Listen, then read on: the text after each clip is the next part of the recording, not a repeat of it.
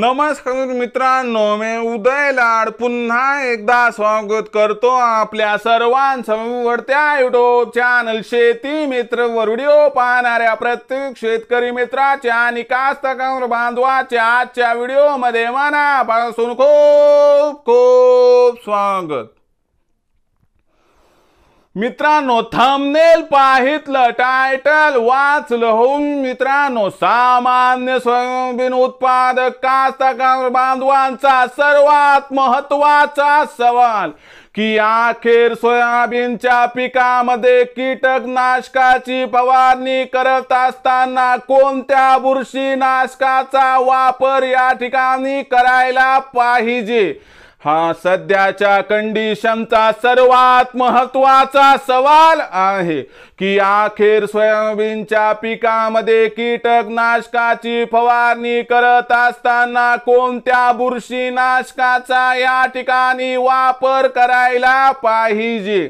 या प्रश्नाचं अचूक उत्तर जाणून घेण्यासाठी आता आपण सर्वांनी हा व्हिडिओ या ठिकाणी शेवटपर्यंत नक्की पाहावा।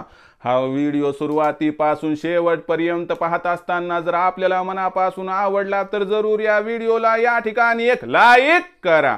जास्तीत जास्त कास्तकार बांधवांपर्यंत हा व्हिडिओ पाठविण्यासाठी या व्हिडिओला या ठिकाणी नक्की शेअर करा।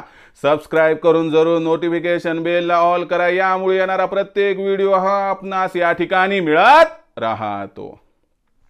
तर बघा मित्रांनो, सामान्य सोयाबीन उत्पादक कास्तकार बांधवांचा सर्वात महत्त्वाचा सवाल की अखेर सोयाबीनच्या पिकामध्ये कीटकनाशकाची फवारणी करत असताना कोणत्या बुरशीनाशकाचा वापर या ठिकाणी करायला पाहिजे।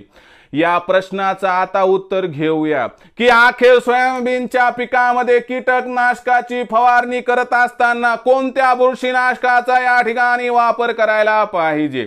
बघा मित्रांनो, हे वर्ष लानिनाचं आहे। या वर्षी आपल्याला ऑगस्ट सप्टेंबर महिन्यामध्ये जोरदार ते अतिजोरदार पाऊस दिसणार आहे।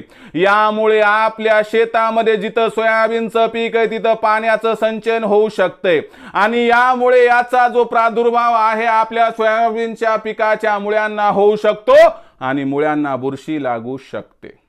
मग सुरुवातीपासूनच आपल्याला माहिती आहे ना, भविष्यात पाऊस जास्त आहे तर सोयाबीनच्या मुळ्यांचं प्रोडक्शन करण्यासाठी व बुरशी लागू नये म्हणून बुरशीनाशकाचा वापर या ठिकाणी करायचा आहे। आपण सोयाबीनच्या पिकावरती प्रामुख्याने 2 फवारण्या कीटकनाशकांच्या घेतो, एक 25 ते 35 दिवसाच्या दरम्यान पीक असताना आणि दुसरी कीटकनाशकाची फवारणी 65 ते 75 दिवसाचं पीक असताना। मग या दोन्ही वेळेस काय करायचं मित्रांनो, यावर्षी बुरशीनाशकाचा आपल्याला वापर करायचा आहे। मग कोणतं बुरशीनाशक वापरावं तर 2 ऑप्शन आहेत तुम्हाला, एक साफ हे बुरशीनाशक वापरू शकतात, नाहीतर रोको हे बुरशीनाशक या ठिकाणी वापरू शकतात।